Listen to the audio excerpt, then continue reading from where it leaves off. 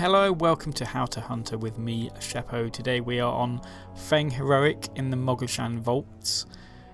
So the heroic version of this encounter is very similar to the normal mode version where we had the 3 different spirits which gave the boss abilities. However, now we have a 4th spirit, a 4th phase, and we're going to get a phase transition at every 25% of the boss. Additionally, your tanks can move the boss near the spirit that he wants to pick up next, so we can actually pick the order that we're going to get these phases in, which is kind of ideal. So we're going to go through this encounter. We'll just leave it running in the background. The first spirit that we've got up is Spirit of the Staff, so this is the one with Arcane Resonance and Arcane Velocity. What's different about this in heroic mode? Like I say, not a lot. The damage is more, and that's really, you need to be considerate of your healers here. So when he's going to be casting Arcane Velocity, you kind of want to be moving in just as he's about casting it. You want to be stacking on top of your group when it's starting to cast. I was a little bit late there. And also, as it's finishing casting, you want to get out of that group as soon as possible. And again, I'm pretty late there. You only need to be 8 yards away from anybody else when you spread out, so you don't move out too far. Just to disengage back is absolutely fine. If you get Arcane Resonance on you, then good communication with your group. One of your tanks should be able to cast Nullification Barrier every time that we've got it cast there, every time it's up. If you get Arcane Resonance on you at that point, the Nullification Barrier will actually remove Arcane Resonance off you. If your group doesn't know this, then don't just run in, because they'll probably panic and they won't like you for that. However, you can run into that Nullification Barrier, but go a little bit later than the rest of your group so you don't get the stacking damage. Other than that, it's exactly the same as normal mode. Okay, at 75%, we're going to transition into the next phase, and we've picked to go with the new phase here, which is Spirit of the Shield. What do we need to know about this? Well, essentially, when he casts Spirit of the Shield, what he's going to do is he's going to create a copy of each of the players in the raid, and they're going to move from where the players are, and they're going to move to where his shield is thrown. If any of those get back to the shield, they are going to heal the boss up. I think it's 5%, but ultimately, what you need to be aiming for here is none of those adds are getting back to the shield. So with the tanks doing their thing that they do on this fight that we don't care about, to be honest with you, we're going to have 2 different roles or different kind of ways of tackling this shield ability. The first one is just going to be to slow them, so we can use any kind of CC on them at all. I don't think a full snare works or a stun. So if you're survival, I mean, I'm running survival here, but I'm not sure we can actually properly stun them. But knockbacks, binding shot, all that kind of stuff seems to work really well. So a good group composition here is going to help if you've got druids that can do knockbacks, and Death Knights if they can do their AoE death grip thing, which is pretty fucking awesome on this fight actually. So as you've seen just there, we didn't actually even bother hitting the mobs. There's a period of time that the mobs have to get back to the shield, and within that time, if you don't DPS them down and the tanks don't do anything, they will kind of teleport to the shield and the boss will heal up.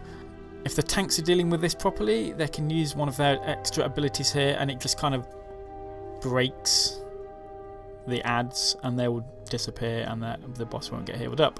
Now the second way to deal with it, as you've just seen us do there, is to DPS them down. So again, any kind of slows, any kind of knockbacks that you have, plus AoE damage for the entire raid is ideal. And the DPS requirement on this initially is pretty tough. So the way we dealt with this as a guild was for the first 15 or so pulls on this boss, we actually focused on the shield and managed to get the shield down, consistently getting it down when we needed to. And once we'd got that figured out, then we kind of tried to do it in line with the rest of the phases. But ultimately, this is the difficult thing. It's got a very high DPS requirement on your raid group. Practice that as much as you can. Like I say, you need to be getting each one of those adds down when needed every single time, and none of them can get through. Okay, next we're moving on to Spirit of the Fist. This is the one with Epicenter, and the way I told you to do this in the normal mode fight will work. It's not the optimal way to do it, but again, it really depends on how competent your raid are at dealing with all of the mechanics. If you can stack up and heal through it, that's absolutely fine. However, in Heroic mode, obviously things are hitting a lot harder, and the Lightning Fists actually splits in 3, so we actually have 3 of those Lightning Fist beams to actually get out of. Which isn't a problem, however, it makes more sense if the tanks can steal that ability from Feng and use it on himself, and the way they do that is by casting Shroud of Reversal, which is one of the abilities they get at the start, and they cast that on a ranged player, and then the ranged player gets hit with Lightning Fists. So the way we're doing this, we've got a Shadow Priest who's using Power Word Shield on himself every time, and he's taking the hit from Lightning Fists. Again, depending on your raid composition, you may be called upon to do that by using Deterrence and soaking that ability. I wasn't. Shadow Priest is much more suited to that because it can take the damage much more often than a Hunter can, for example. But be wary of that. You may be asked to do that by your raid, and all you need to do is, it's easy mode, actually get hit by Lightning Fists. Other than that, this phase is exactly the same, and as that involves very little moving, it's kind of like the ideal setup, really. And at 25%, we're going to move into the final phase, which for us was Spirit of the Spear. Okay, again, very similar to normal mode. We're going to deal with this exactly the same way as we dealt with it in normal mode. We're going to stack on the outer perimeter of the arena. We're going to put the boss just next to us. He's going to cast Wildfire Spark on a random player who's going to move away from the group, basically towards the middle.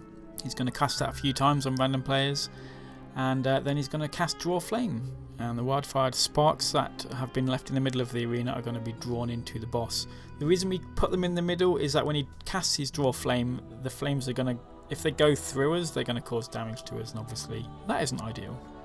Okay, so how can we, I kind of want to say at this point, I normally say how can we maximise our DPS.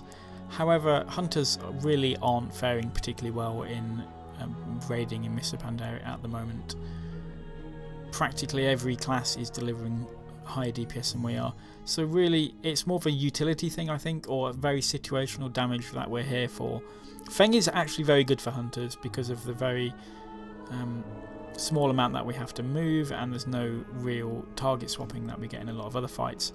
However, in 10-man, you're probably going to have dedicated people that are focusing on specific things. So for me, and you may be the same, I was asked to focus on AoE, slows, snares, that kind of thing. And my talent choices and spec reflect that. So I've ran with Survival, we've gone into Thrill of the Hunt as normal, and we've also gone into Binding Shot. You may also find it useful to spec into Crouching Tiger, Hidden Chimera for the cooldown reduction on Deterrence, which is very useful in the first phase, especially if you get a couple of Arcane Resonances on you at the same time. Other than that, whatever spec really, I mean, like I say, Beastmaster can do the DPS, AoE DPS requirements. If you save up your cooldowns for that and kind of stack things for when you're going to be needing to do that AoE damage. Other than that, there's not really a lot to add on this fight. It's pretty simple. If you've got the gear for it, if you're healers, I think there's more of a requirement on tanks and healers on this fight than on hunters. So that's it basically. Any more that I can add to this is just pure waffle. Okay, right, join me next time. I think for the rest of Mogu'shan Vaults, we're just going to be focusing on heroic boss progression. I know there's a couple of fights that I've not put up in normal mode, but at this point, I think everybody will have done things either on Looking for Raid or normal mode, and they should really know the tactics. If you've got any other questions, comments or concerns, I don't know, whatever, as usual, put them in the comment field below, and yeah, I'll see you next time for more How to Hunter.